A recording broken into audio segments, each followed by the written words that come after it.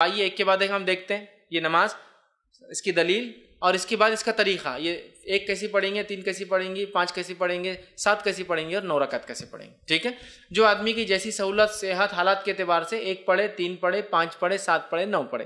ٹھیک ہے، یہ تہجد کی رکعتوں کے علاوہ ہے.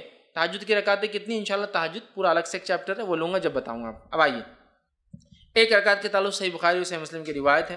نبی اکرم صلی اللہ علیہ وسلم رات کی نماز جو ہے 2 رکعتیں کرتے تھے، اور جب جو ہے آپ نے فرمایا تمہیں صبح ہونے کا اندیشہ ہو تو اسے 1 رکعت کر لو. مطلب آپ صلی اللہ علیہ وسلم فرمایا، کہا جب آپ سے پوچھا گیا تو آپ نے فرمایا رات کی نماز 2 رکعتیں کر کے ہیں، مطلب 2 کر کے پڑھنا چاہیے. پھر آپ نے فرمایا جب تمہیں صبح ہونے کا ڈر ہو تو کیا کرو، پھر 1 رکعت ادا کر لو. تو اس سے پتہ چلا 1 رکعت بھی وطر پڑھی جا سکتی ہے. اسی طرح ابو داؤد، سنن نسائی اور سنن ابن ماجہ کی روایت ہے، آپ صلی اللہ علیہ وسلم نے وطر ہر مسلمان کا حق کہا، مطلب ثابت ہے، کرنا چاہیے. جو شخص 5 رکعتیں پڑھنا چاہے وہ 5 پڑھ لے، جو شخص 3 پڑھنا چاہے پسند کر 3 پڑھ لے، اور پھر جو صرف 1 ہی وطر پڑھنا چاہے تو 1 ہی پڑھے. اس حدیث میں کتنے لفظ آگے؟ 5 پڑھنا چاہے 5 پڑھے، 3 پڑھنا چاہے 3 پڑھے، 1 ہی پڑھنا چاہے تو 1 ہی پڑھے.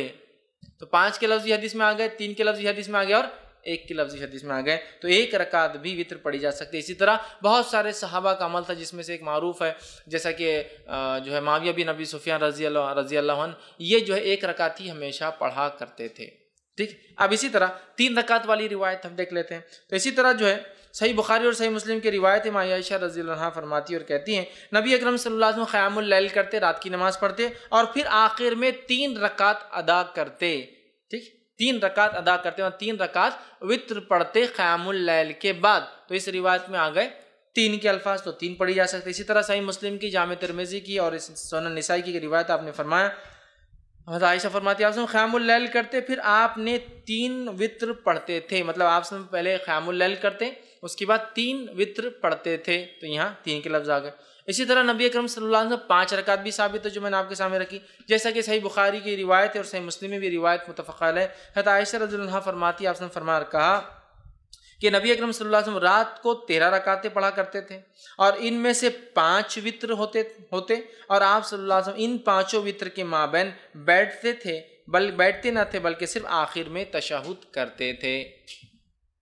ٹھیک، تو اس سے پتہ چلا کہ جب کوئی انسان وطر پڑھے اور 1 رکعت پڑھتا ہے تو ظاہر سی بات 1 رکعت کے بعد وہ قاعدہ کریں گا.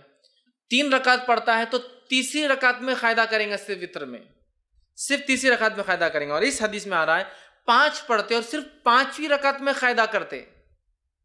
1 پڑھے تو 1 میں قاعدہ ہوگا، 3 پڑھے تو آخری رکعت میں تیسری میں قاعدہ، اور 5 پڑھے تو کب کرنا قاعدہ آپ کو؟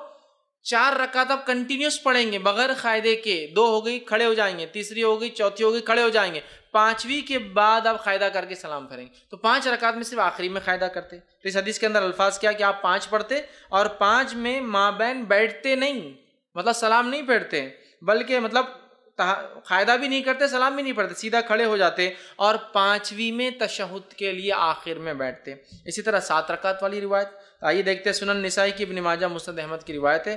عائشہ رضی اللہ عنہا فرماتی اور کہتی ہے نبی اکرم صلی اللہ علیہ وسلم کبھی 7 اور کبھی 5 وطر پڑھتے تھے اور ان سب کے درمیان میں سلام و کلام سے فصل نہیں کرتے تھے. مطلب پوری رکعتیں 5 یا 7 ایک ساتھ پڑھتے تھے اور بیچ میں سلام بھی نہیں کرتے اور بات بھی نہیں کرتے. فصل مطلب گیپ نہیں دیتے تھے، کنٹینیوسلی پڑھتے تھے. تو 7 رکعتیں پڑھنا ہے تو 7 رکعتوں میں کیا کرنا پڑے گا آپ کو؟ سلام کب کرنا پڑے گا؟ 7ویں رکعت میں، تیسری میں آخری تیسری رکعت میں، 5ویں میں آخری 5ویں رکعت میں، 7ویں میں آخری 7ویں رکعت میں آپ قاعدہ کریں گے. اب آئیے 9 رکعت والی روایت دیکھ لیتے ہیں. تو صحیح مسلم کی روایت ہے، ابو داؤد کی، سنن نسائی کی، مسند احمد کی روایت ہے. نبی اکرم صلی اللہ علیہ وسلم کے تعلق سے ماں عائشہ رضی اللہ عنہا فرماتی اور کہتی ہے آپ صلی اللہ علیہ وسلم نے 9 رکعتیں پڑھی، اس طرح پڑھتے کہ ان کے مابین صرف 8ویں رکعت میں تشہد کے لیے بیٹھتے. تو پتہ چلا 9 رکعت پڑھنے کا طریقہ تھوڑا سا الگ ہے باقی سے. 3 رکعت میں تیسری رکعت میں قاعدہ، 5 رکعت میں 5ویں رکعت میں قاعدہ، 7 رکعت میں 7ویں رکعت میں قاعدہ، 9 رکعت میں 8ویں رکعت میں قاعدہ، پھر کھڑے ہو کے 1 رکعت اور پھر 9ویں رکعت میں قاعدہ. 9 رکعت والی وطر اگر آپ پڑھتے ہیں تو 8 کنٹینیو پڑھیں گے، 8ویں رکعت میں قاعدہ کریں گے، پھر کھڑے ہوں گے، سلام نہیں پھیریں گے، پھر 9ویں رکعت پڑھ کے 9ویں رکعت میں قاعدہ. مطلب 9 رکعت میں 2 قاعدے ہیں، 7 رکعت میں ایک قاعدہ، 5 رکعت میں ایک قاعدہ، 3 رکعت میں ایک قاعدہ، 1 رکعت میں تو ایک ہی قاعدہ ہوں گا، ظاہر سی بات ہے. لیکن 9 رکعت والی نماز میں 8ویں میں قاعدہ اور 9ویں میں ایک قاعدہ. تو آپ یہ نماز کو 9 رکعت تک پڑھ سکتے تھے. میں اس کے آگے اور بھی روایتیں نہیں رکھوں گا آپ کے سامنے 11 اور 13 کی، تھوڑا سا اس میں کنفیوز بھی ہوتا ہے، لیکن 9 رکعت تک بالکل علماء کے بغیر کسی اختلاف کے اتنی باتیں ثابت ہے، یاد رکھیے. لیکن اس سے زائد بھی کوئی پڑھتا ہے تو ہم اس کو برا نہیں کہیں گے، چونکہ اس میں اختلاف ہے اور بہت سارے آثار ملتے ہیں کہ ایسا صحابہ نے کیا. ٹھیک ہے، تو 9 رکعت کا طریقہ میں نے آپ کو 9 رکعت تک ہم نے دیکھ لیا. اب